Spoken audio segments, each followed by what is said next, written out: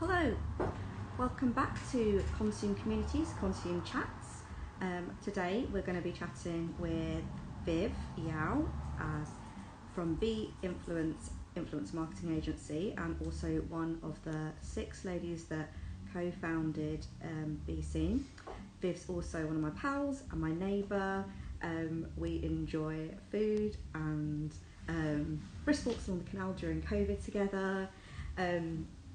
So Viv and I met through Besean when Little Yellow Rice Co's chili sauce was doing the rounds between the Besean ladies, and Viv also had one of our meal kits. So I've known her for a little while. Coincidentally, we do live opposite each other in Manchester. So hopefully this is going to be a very informal chat, but we'll get to dig into a little bit of Viv's career path. So that's part of this month's focus, which is on the East community, as part of East Heritage Month, which is something launched by BC. So without further ado, I'm going to see if Viv has sent a request, so I'm going to add her on now.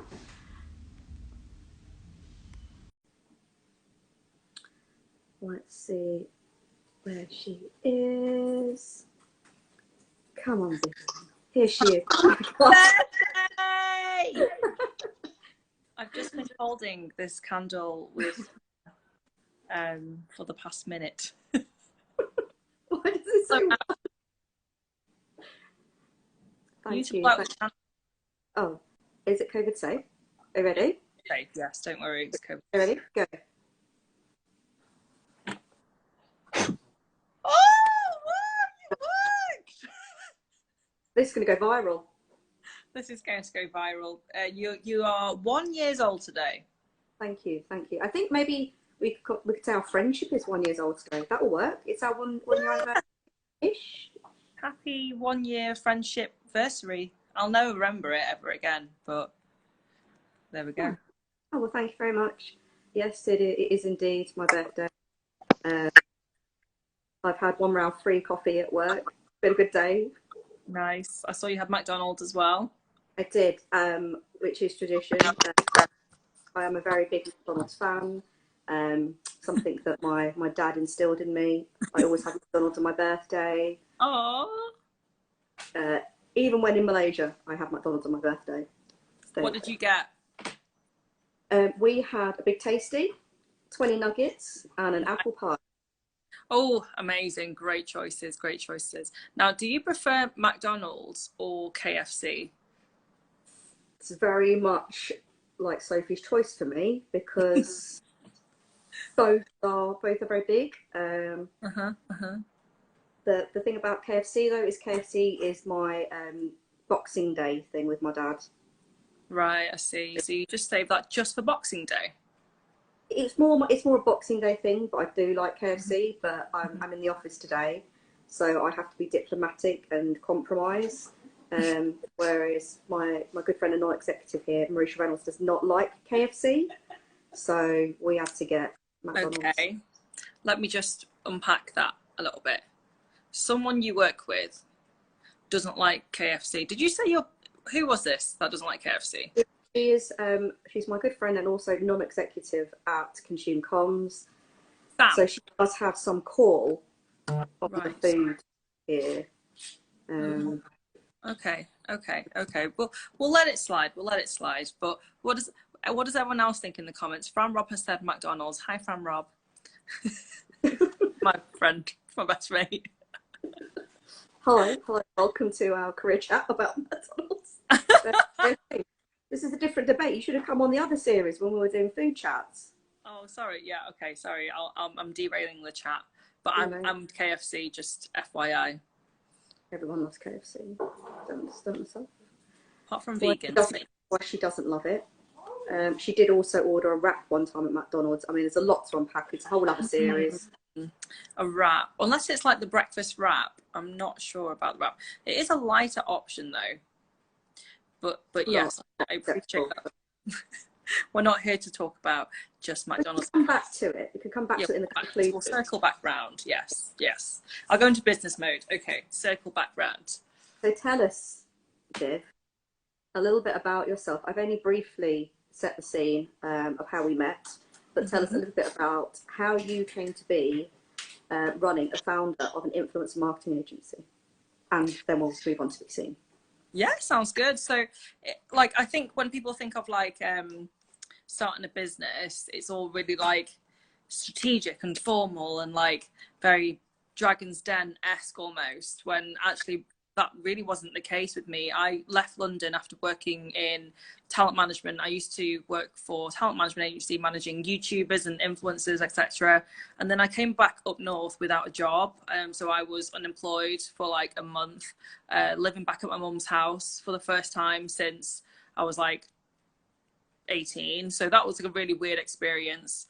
And I was basically just like loving life, being unemployed for about, it was only about a couple of months, I think actually a month or so. And by chance, I met my now investor. And then I think this is where people think, oh, did you have to do a whole pitch to your investor about starting up an agency? And actually, it was a very informal chat where we kind of just like talked about my experience. He talked about his work as well and what he does. And he'd never seen my CV, and he still hasn't to this day, I don't think. I'm sure someone along the process has, hopefully. But he just basically came to me and said, do you want to start an agency together? Where he would invest in it and I would run this agency. And at the time I was like, this is too good to be true, because someone is essentially putting in so much faith in me when, like, at the time I probably didn't have that much faith in myself, to be honest. Like, I knew that I wanted to do something that combined my advertising experience as well as working with influencers. But I think I lacked a lot of self-belief in terms of thinking that I could actually run an agency, because I think I was trying to imagine what an agency owner looks like. And then you think of white men, old white men, which is basically who I had worked for my entire life, apart from one design agency where there was a white woman. And so I just thought, someone like me can't run an agency. But after a lot of kind of like discussing with my family, umming and ahhing, I kind of thought, what do I have to lose? You know, like, it's something that I felt quite passionate about. And I had been offered jobs back in like other agencies, design agencies again, advertising agencies, but nothing just like set my world on fire. And then all of a sudden I was presented with this incredible opportunity where I had literally nothing to lose. And so my mum was really happy when I kind of finally told her, like, I've got a job now. It's doing this with this person that I've just met. And she was like, okay, great. Do it. And since then, like, her and my now investor, they're both Asian, them being South Asian, my mum being Chinese, and they are like, their love language between each other is food. So my mum makes chili oil, then gets me to be the mule to send it to him, and then like vice versa. When it's his birthday, I just give him oranges because he doesn't want for much more else than that. Yeah, and so essentially that's kind of how it started. So Be Influence is the name of my influencer marketing agency. And we were born 3 years ago in Manchester. And when I first started the agency, I kind of had this whole like idea that I wanted to be Manchester's first influencer marketing agency, which looking back now means absolutely nothing. It's bullshit. Like, it was just an ego thing to be like, I got here first, ha ha ha. But what does that even mean? It doesn't even mean anything. And so I really started to think about like, what are my beliefs and what do I kind of really care about outside of work? And I think a lot of like situations came up from my previous jobs where I thought about how people of colour were treated differently, or anyone who was marginalised was treated differently. And so I really wanted to bring that into the campaigns that we worked with clients. So how can we ensure that we're representing people from all varied backgrounds, different marginalised backgrounds, people of colour, anyone who is marginalised within the space? Because even though influencer marketing as a sector is only like 10, 15 years old, it's so systemic, it's so entrenched with racism. And I really wanted to do that, try to change some of that in my own small way with our clients. And luckily we've been going for 3 years and we've really evolved in the way that we think and who we are as an agency. And I'm not saying we get it right. Of course, we have you know, blind spots, but it's something that we are really truly passionate about, and we try to continue our learning as a small team every single week.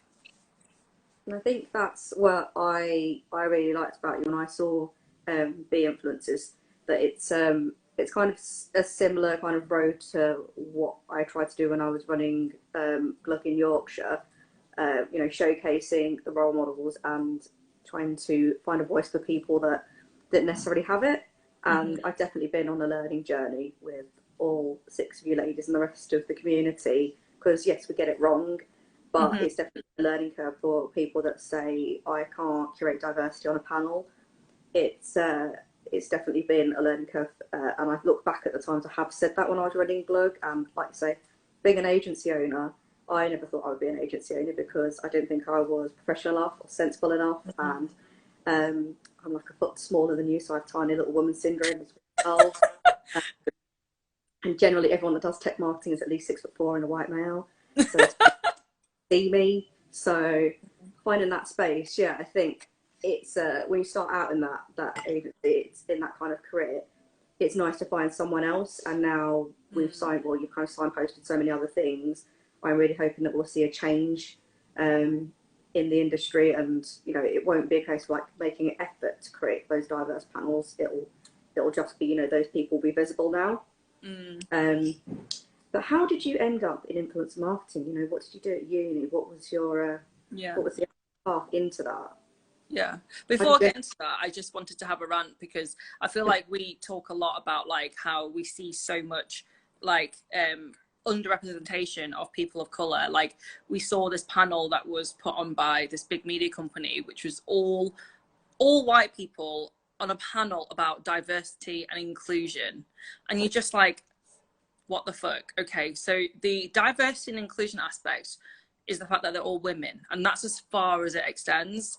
And that's really frustrating. And like we've had a lot of chats about that, like kind of like behind the scenes and stuff, and trying to really make our change in our own way and speak to the organizers and stuff like that. And that just takes so much labor from people like me and you, who are we work in this industry, we just want to be able to make good business. Then we're seeing stuff like these microaggressions and the lack of the complete erasure every single day of people of color. It's just astounding that it still happens.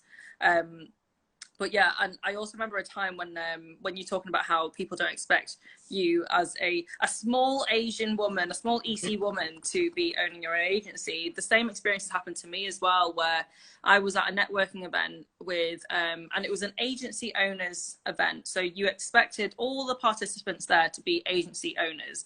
And so at the end of the event, everyone was networking. Chinese stupid girl.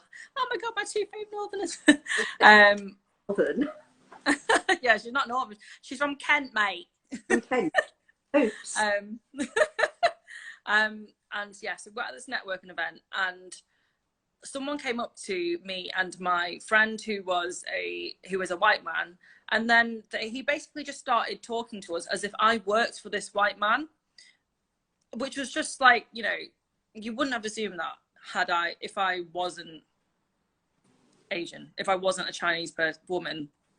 Like the two intersect, me being a person of color, me being a woman, just never would have assumed. And that kind of like, it's just a reminder of how, like, as founders or directors, whatever, people in like senior leadership roles, you're constantly othered and questioned for your role, which feeds into this whole idea of like imposter syndrome and not being able to do it because we are not playing that, we are not white men or even women, white women. So yeah, it's just, that was a bit of a rant. So in terms of like how I started, I studied marketing at uni, and then sorry, say that again. Go to uni. Did I go to uni? Where? Yeah. Oh, where did I go to uni? So I went to Manchester Metropolitan University. I was meant to go to Lancaster to study English language with my twin sister, and we were going to study the same subject and do the same, go to the same university as well. And then I didn't get in because I didn't get the grades. I got BBC in my A levels. And looking back, I'm like, it's not bad. But at the time I was like, oh, I failed. I'm a bad Asian. But then I got in through clearing to do marketing at Manchester Metropolitan. Hated it because I was like, I'm not meant to be here. I didn't want to do this. And then after my first year, I ended up getting a first, and I was like, oh, that's actually quite easy. I just like carried on, and I was like, oh, actually, it's not that bad. And then I actually graduated with a first, and then like won student of the year, and I was like, it's actually pretty good, this. And then I went into my career in marketing, essentially. But yeah, it wasn't the path that I was meant to go. And I think if I had studied English language at Lancaster, I would have been a teacher like my twin sister is now, probably. And we probably would have been leading like parallel lives and doing the same thing. So then I went on to work for a design agency for a bit in Warrington, then went to a advertising agency called TBWA in Manchester. And then I made the trip down to London because I used to watch a lot of influencers and YouTubers in my spare time. So like the OG Zoellas, Tanya Burrs, all that crew basically. And so like I knew of their agency that managed them through them talking about the agency. They're called Gleam. And then when I saw someone who worked there tweeted about a job position that came up, and then I just applied for it. And at the time, so my dad has passed away now, but at the time he was still around, and I was like, Dad, this job has just come up in London, I really want it, do you think I should go for it? And he's like, yeah, try it, just apply for it. And he's always like encouraged me to just he's never held us back or wanted us to like stay at home and like be around the family. He's always just been like, do it, and just want the best for our careers. And so I applied for it, and then I remember it was that I had my interview in London the day after our Christmas party at my current agency. And so then I stayed. I didn't drink, but like I'm really good at pretending I'm drunk even though I'm not. So like I pretended I was drinking. I had loads of fun, stayed out late, then got up and got the train the next morning to head down to London for my interview at 9 a.m. And then got the job, and I was there managing influencers with my friend Francesca Scambler, who still works there now, and she and I worked with Sam and Nick Chapman, who are two beauty influencers.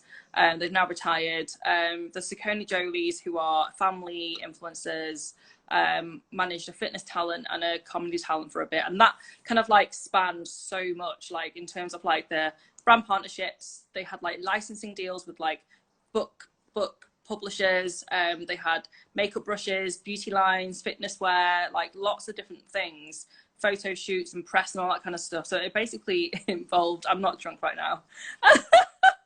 Do I seem drunk?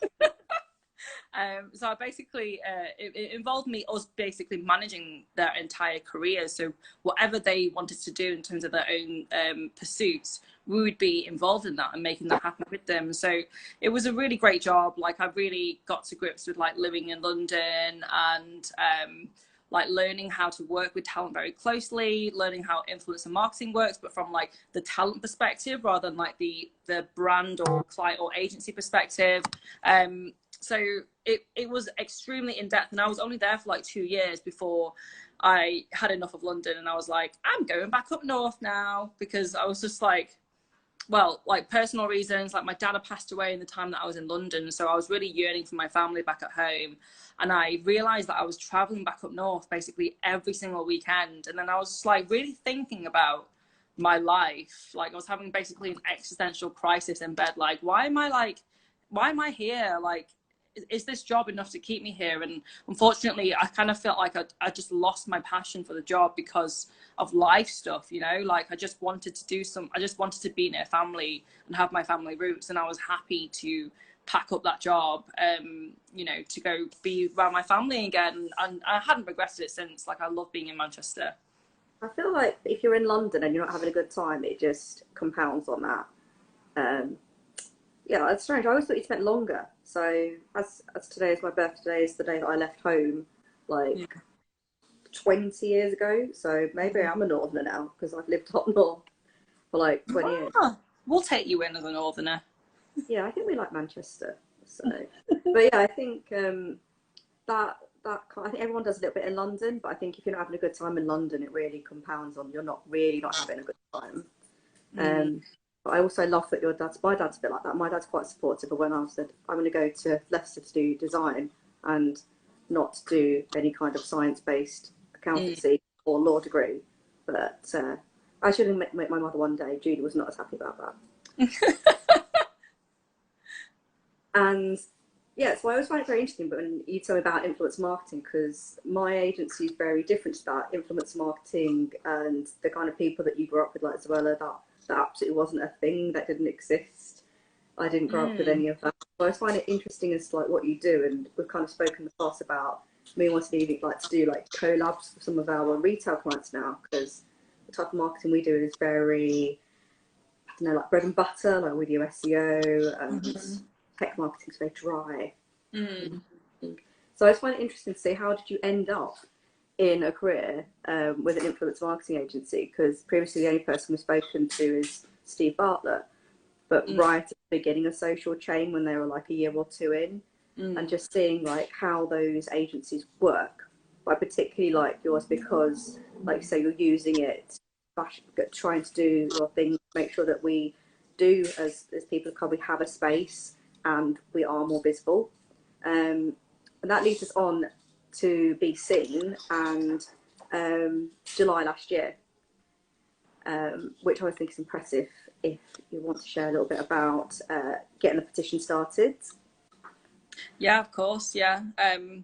I also think as well with influence marketing, like, because Fran, actually, my ex-colleague and friend has joined too, but like it changes so much as well, but it's so different. If you think about social media as like just a landscape, and just how much it changes year by year, there's just like so much to learn every single time. Like, you know, TikTok wasn't a thing a couple of years ago. Now clients are asking for it, and we have to constantly learn and be part of that. And I'm like desperately clinging on to like trying to be as Gen Z as possible by trying to like learn how these social media apps work and stuff. But yeah, I think that's why it's so interesting, because it is so new all the time, and there's new creators popping up constantly. It is so exciting. I mean, it's the thing with marketing. That's why I like marketing, is it changes so much. Yeah. And if you're one of those people that has a very active mind and you like to do lots of different things, that's a good career for you, because you're always having to do different things and learn. It was Snapchat, geotagging, and now TikTok. I'm out. I don't even know how Snapchat works, to be honest. And I don't care. That's why we have younger people in our team who do know. What about Snapchat's finished? Snapchat's done. It's done, I think. Don't quote me on that. But yeah, so with Besean, it's actually quite funny, because I feel like a lot of the work that we do at Besean does really coincide with the work I do at Be Influence as well, in terms of like learning the intersectionalities of marginalized communities and how that can really impact like influencer marketing campaigns as a whole. But like, so yeah, last year was like a year of kind of like a rude awakening for me in terms of my own personal identity. And I think that's kind of, my story kind of started before that, when I started a podcast called But Where Are You From?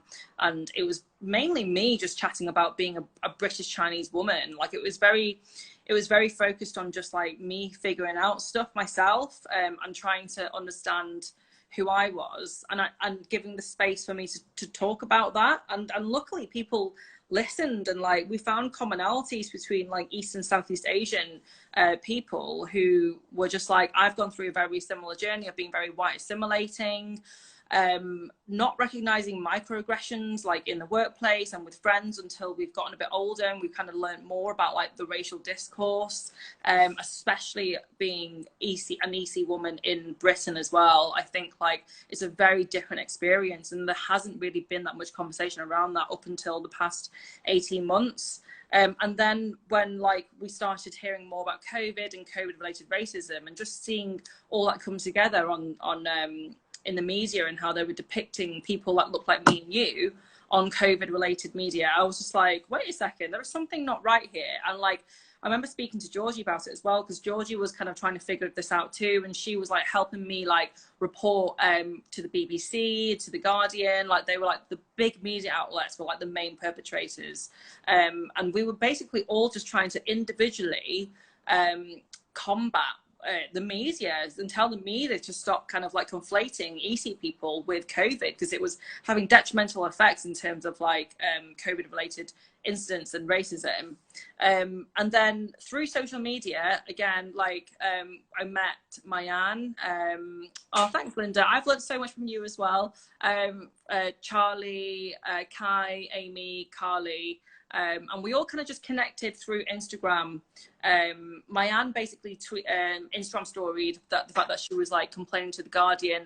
She received this horrible letter from this man, the assistant reader's editor, and I sent her a voice note, and I was just like, "Hi, this sucks, but I'm going through this too, and I hope you're okay." And then we kind of just connected that way, and we didn't even like come together to be like, okay, let's start something, let's start a community interest organization. We just came together to just basically be like, oh, this sucks, and we started to like talk more and more. Like we found loads of commonalities between all of us, despite the fact that we live in different regions with different ethnicities. We just grew up differently, but we still had so many commonalities that brought us together in terms of identity. And then Besean kind of formed quite naturally then from that, because we wanted to create something that really claimed back that narrative. So we saw the media were doing one thing, like they're depicting us in this way. Okay, how about we take control and create something for our community, for ourselves, because there isn't anything like this. And that's where Besean was born. So Besean, it stands for Britain's East and Southeast Asian Network. And then it's also because of the do you call it double entendre, where it's like be loud, be seen, basically, like you're seen. So it's be loud, be heard, be seen, essentially, is our strap line. And yeah, we wanted to really create a space for people. And then the petition gained, and it's still ongoing now, it's gained over 30,000 signatures. And it's essentially, we use that as a vehicle to take that to Parliament. And luckily through Sarah Owen, I think a lot of people in this chat are familiar with the story. Sarah Owen, Luton MP, Luton North MP, she raised it in Parliament when it got to 3,000 signatures. And that kind of like really thrusted us into, into what we are today, essentially. And we're still trying to battle with it now. You know, we're not saying that like, that's it, you know, job done. It's literally just the beginning. But off the back of what happened with Sarah, it then led to the first ever East and Southeast Asian parliamentary debate on racism, which Sarah led a speech on. It was a very emotive, powerful speech. And then since then, we've just been kind of going along. We just turned 1 this weekend. We just held our first event over the weekend, which was amazing. And I'm still recovering from now, even though I didn't drink. I don't know how you do it with events, Hannah, because it's honestly so tiring. So tiring. Just don't stop. Once you stop doing events, that's it. You just power down. You just have to keep going. Just keep continually going. I don't want to. Just try. Come on, I've got 10 years in you. Just keep going. Just don't keep going. Just keep going. But I think from those two parts of your career, like starting a business is a big thing, and however the organisation formed Besean, that's also a big thing. So if you had to sum up, what are like 2 tips? One tip that you would give someone if they wanted to start their own agency, if they were thinking that's their end goal, and one tip that you would give to someone if they felt passionately about something and were worried about how do they voice that, you know, what should they do? I think like the first tip, if they wanted to start anything, it doesn't even have to be their own agency, but just, you know, saying yes to anything, whether it's like quitting that job or saying no to something that you really don't want to do, like, or anything that requires you to have some self-belief. Like, I just think about like people like Donald Trump and Boris Johnson. I'm like, if they can fucking do it, I can do it. But also like my friend Fran, who I don't know whether she's still on the live now, but she wrote me a letter when I left the old agency, and she wrote a quote at the end of the letter which made me sob. But she basically said like really nice things, and that the quote was like, no one can make you feel inferior without your consent. And it was, I think it was by Eleanor Roosevelt. I can't remember who the quote was by. And it was something like that. I might have botched it entirely. But like the idea of like, you can walk into any meeting and present yourself in any type of way possible, and it's you can't give them a choice to make you feel a certain way. And like, I really had to learn that the hard way when I first started. Like, I don't think I had a lot of self-belief when it came to like pitching to clients and like asking for more money, and all those, really just undervaluing myself in every single way possible. And then I think something just switched where I was like, I have nothing to lose. I have literally nothing to lose if I ask for X amount of money. All they can do is say no, because I don't have it anyway, and I don't care that much if I don't get that business. Like, it's, well, I do care, but you want to act like, you know, you're not bothered and blah, blah, blah, cool. So I think that's kind of like the main tip for me is like, just don't let anyone make you feel like you can't do it. Like, you can do it. You can do it. Why can't you do it? That's such a funny one, because that is the exact same quote that my stepdad told me when I was like a teenager. He said, he gave me the exact same quote, and that's one I always repeat. Really? Yeah, no one can make you feel inferior unless you give them permission to do so. And then I think it was, and then I didn't care. But yeah, I definitely agree. If you don't ask, you're never going to get that. It's so true. It's so true. Like, you know, I'm not a fan of the book Lean In by, I can't remember what her name is, because it's very white women focused and she's very privileged. But I do think about, like, I do take some things away from that book in terms of like, you have to put yourself forward. Like, you have to just ask for it. And I made so many mistakes along the way where I didn't ask for things and I just let things just trudge along, because that's what I thought. If I work hard, eventually I will be rewarded. But you have to speak up and ask for things. But yeah, I totally agree with that. I think it's always better to fail quickly and then try something else. Yeah. Oh, I failed so many times. Failure is actually great. Okay. And I think that probably also applies to if you have something you want to say, you know, it's a case of, if you say it, you know, like I apply it to events, if you book it, they will come. That's what I used to say about my events.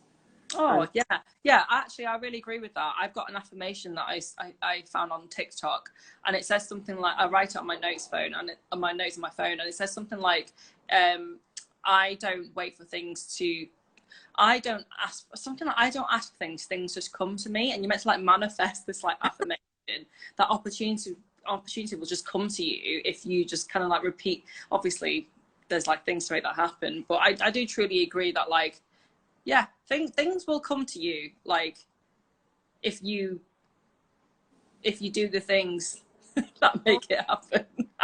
Now I'm speaking in riddles. I'm not making sense. I'm so sorry. I think it's definitely karma, and I think because we're keeping them tight, I don't want you to run over, because in the future, hopefully we'll do an in real life thing at one of our events. I think my sum up is that if you put yourself out there and you stick to your guns, the right people will find the right people. And I think, you know, the 6 of you ladies found each other, and through that network, it's now expanded. And through every event and everything we do, we find more and more people that are nice, good people. You know, like we hosted that Conji event last week, but you know, more people that are on the same wavelength as us. So I think it's really, you know, if you stick to your guns and you do things right, karma will eventually come round. Eventually, trust the process. Yes, it's the journey. Then I'll get shouted at for all the cliches. So, but yeah, thank you. And yeah, you've done great things for EC Heritage Month as well. Loved Conji Club, and I think things like the EC Heritage Month really brings us together. And it was a great event, and we met our friends like Suki, who's in the chat. It was great to meet him. I've got some background chatter here. They've got no respect for my IGTVs. Shut up! Don't get staff. You can't get the stuff nowadays. They've had one beer. This is what happens. Yeah, I think, yeah, so thank you, Viv. It's been a... oh, thanks, man. Someone's not going to survive this job at the end. Thank you so much for joining me and being, you know, it's nice to have two of the Besean ladies and hear a little bit about your pathways that are very, very different. And thanks for joining us and your top tips. We will round this up. This will go on our YouTube.